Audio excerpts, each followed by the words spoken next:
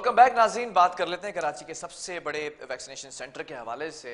Karachi expo centre में जो वाक़ है, यहाँ पर जो अमला है, ख़ास तौर पर जो कंप्यूटर ऑपरेटर्स हैं और वैक्सीनेटर्स हैं, वो 2 दिन से एहतजाज करते नज़र आए। तो क्या मामला थे? तनख्वाहों की अदम अदायगी थी, रिस्क अलाउंस नहीं दिया जा रहा था। इस पर ऑफिशियल्स के भी कुछ कॉमेंट्स आए, वो भी आपको दिखाएंगे। लेकिन सवाल ये पैदा होता है कि क्या ये एहतजाज अभी भी जारी है या ख़त्म हो चुका है? मुज़ाकरात हुए हैं, मुतालबात माने गए हैं, तमाम चीज़ें हैं। हमारे साथ इस वक्त हेल्थ रिपोर्टर ऑन कॉल मौजूद है शाहीन सिद्दीकी। शाहीन, एक्सपो सेंटर कराची में ये जो वैक्सीनेशन सेंटर है, यहाँ के एम्प्लॉयज़ का इशू क्या है बेसिकली, जो ये एहतजाज करते नजर आ रहे हैं?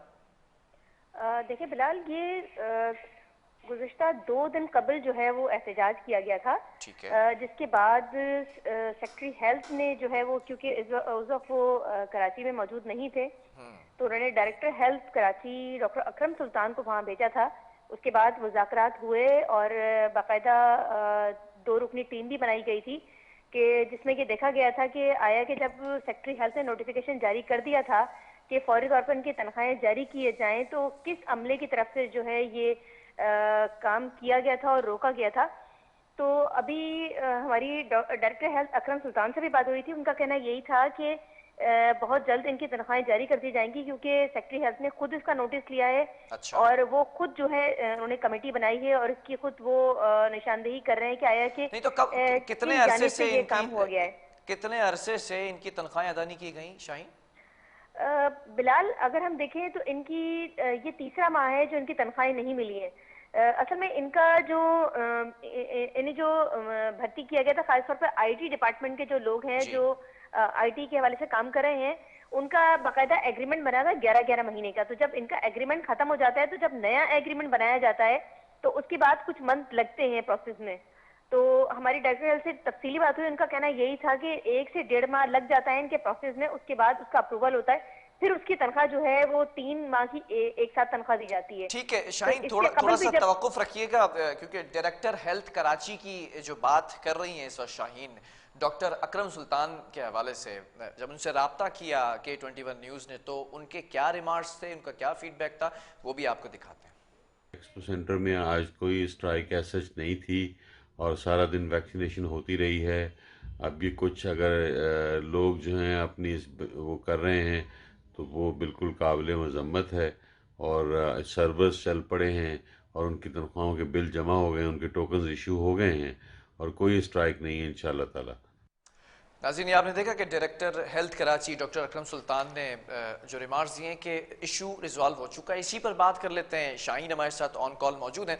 शाहीन, डायरेक्टर हेल्थ कह रहे हैं कि इशू जो मसला था वो ख़त्म हो गया, इज़ दैट ट्रू? जी बिल्कुल, ये हमारी बात हुई है और एक्सपो सेंटर की बाकायदा उन्होंने हमें डिटेल भी भेजी है कि आज कितनी वैक्सीन वहाँ हुई है। और सारा दिन अमला जो है वो वैक्सीनेटर करता रहा, वैक्सीनेशन लगाता रहा है, क्योंकि बूस्टर डोज भी अब वहाँ लगाई जा रही है। तो इसलिए उनका कहना यही था कि ऐसा कोई भी मामला नहीं है, क्योंकि उस वक्त हाँ जो अभी कमेटी बनाई थी वो अपनी जो है इन्वेस्टिगेशन कर रहा है कि आया कि जब ये मामला हो चुका था, मुकम्मल हो चुकी थी कार्रवाई, तो उनकी तनख्वाहें क्यों रोकी गई थी। तो ये अभी जारी है। लेकिन उनका कहना यही था कि उस कमेटी में वो खुद भी डॉक्टर अकरम सुल्तान मौजूद हैं, वो भी इन्वेस्टिगेट कर रहे हैं कि आया कि कहाँ से ये गफलत बरती गई है। उसके खिलाफ उन्होंने ये भी कहा था कि तादीली कार्रवाई भी की जाएगी अगर ये अमला मुलव्विस है और ये काम किया गया है। जब प्रोसेस कंप्लीट हो चुका था तो तनख्वाहें रोकने का कोई जवाब नहीं बनता था। जबकि मिनिस्टर हेल्थ से हमारी बात हुई थी, उनका भी यही कहना था कि क्योंकि कोरोना के केसेस कराची में ज्यादा बढ़ रहे हैं, तो ज़ाहिर है पूरा एक सबसे बड़ा, पाकिस्तान का सबसे बड़ा ये वैक्सीनेटर सेंटर है जो एक्सपो सेंटर में कायम है। ठीक है शाहीन, तो कोरोना केसेस के हवाले से भी थोड़ा अपडेट लेना चाहूँगा कि एनसीयूसी का जो इजलास हुआ है उसमें आज नई पाबंदियों के हवाले से भी ब्रीफिंग दी गई है। किन किन शहरों में इतलाक होगा? 4 बड़े शहर बताए जा रहे हैं, और क्या SOPs, क्या प्रोटोकॉल्स फॉलो करवाए जाएंगे हुकूमती सतह पर? देखिए, ये जो SOPs NCOC की तरफ से आज जारी किए गए हैं, उनका कहना यही था NCOC का कि जो उनका जो इतलाक है वो जो 10% से शराह जिनकी ज्यादा होगी जिन शहरों में भी, वहाँ जो है वो पाबंदियां लगाई जाएंगी। जिसमें सबसे सरे फहरिस्त जो है वो कराची में इस वक्त जो अगर हम शरह देख लें तो 36.58% शरह है कराची में, सबसे ज्यादा है। उसके बाद हैदराबाद है, लाहौर है और इस्लामाबाद है। ये 4 शहर हैं। इसके अलावा भी एक शहर है जो आज उसके केसेस कुछ ज्यादा सामने आए हैं और अभी 24 घंटों में उसकी मजीद सुबह रिपोर्ट पेश की जाएगी। तो उनका कहना ये था कि कुछ और शहरों में भी जो है वो 10% से ज्यादा तजावुज कर चुके हैं। तो पाबंदियां जहां भी 10% से ज्यादा तजावुज करेगा वहां पाबंदियां ये आयद की जाएंगी। इसमें सबसे अहम जो बात है वो 12 साल से कम उम्र बच्चे, जो हमने इससे कबल भी इस चीज का जिक्र किया था, जो सिंध गवर्नमेंट ने पाबंदी लगा दी थी एनसीओसी की नोटिफिकेशन के बगैर ही उन्होंने पाबंदी लगा दी थी कि 12 साल से जो कम उम्र बच्चे हैं जी उनकी हाजिरी जो है वो 50% होगी। यानी कि 50% बच्चे एक दिन आएंगे और 50% बच्चे दूसरे दिन आएंगे। ठीक है, तो ये ऑल्टरनेट डेज के अंदर बुलाया जाएगा। जी, अल्टरनेट डेट के डेज में बुलाया जाएगा, क्योंकि ये और उनका ये भी कहना था कि बच्चों पे ये पाबंदी भी आयद होती है कि वो मास्क जो है वो क्लासों में लाजमी करार दिया गया है और फासला रखा जाएगा। एक डेस्क पे जो है वो एक ही बच्चा बैठेगा और उसमें बीच में जो है उसको कम से कम 2 डेस्क का जो है फासला रखा जाएगा।